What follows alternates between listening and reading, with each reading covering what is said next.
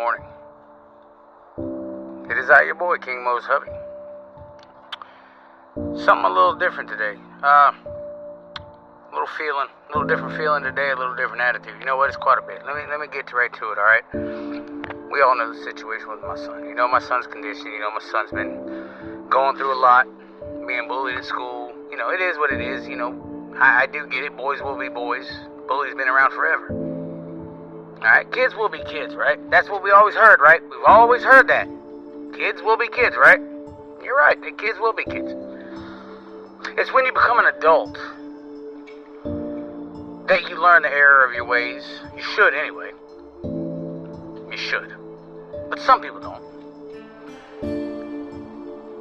But I draw the line with bullying when it's a grown-ass man talking shit about a fucking kid. Now, to some, that might not even be a big deal. But to me, it is. And I'm going to explain why.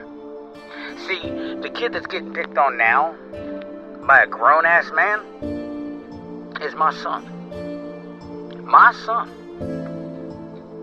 And the reason this man is picking on him is unknown. I really don't know the reason why, but you know, I got an idea. See, I was told... You know what, let me give you a backstory. Let me go ahead and just give you a backstory and clarify this, just in case the man or the boy, the grown man, you know, I'll give you a little bit, just a little bit of respect. I'm going to say the man that I'm speaking of. Hopefully you see this. Alright? So here's the backstory. My son comes home one day last year and says, Dad, I was invited to a birthday party. Now, I'm going to leave names out. I was invited to a birthday party. Can I go? Well, who is it? Well, he tells me. What's the address? He tells me. I'm like, well, that's right around the corner. Right around the corner. Not even 5 minutes from my house. I'm like, yeah, sure. So I contacted the other parent. I said, you know, yada, yada, yada. Everything was confirmed. I said, we will be there. We came. Morgan had a party to take our daughter to. I had a party to take our son to. And we met up afterwards at my son's friend's house. Met up, you know, the parents there. We all hung out. My wife and his wife hung out. Me and him hung out. We even took shots together. Now, here's where my problem is. My son tells me the next week that he's never allowed to go over to that boy's house again because of me. Well, why? Well, I don't know. Well, it come out that this man, this father, stepfather, by the way, thought that I was a cop or some sort. I mean, this is what the kid said. This is what the kid told my kid. He thought I was a cop. I don't know. Something about me being a cop. And I'm not a law enforcement officer. I'm not. Don't ever claim to be, never will be. So that's where that part stemmed from. You know, that he had a problem with me.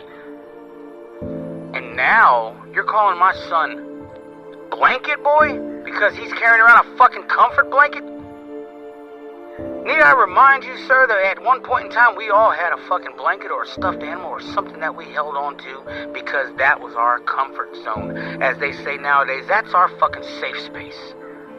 Now my son has a different attitude. My son doesn't fuck with nobody. My son is not a disrespectful child. My son is very, very respectful. So whatever problems you have with me, sir, don't let the kids suffer. Don't let your stepson suffer. Don't let my son suffer. Because you might have an issue with me. If you have an issue, sir, I would ask, very respectfully I might add, I might ask that you come knock on my door and we talk about it.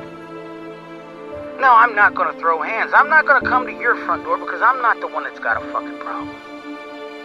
I'm not the one that's calling a 10-year-old names because you don't like his daddy. Now, because of this, I have a problem now.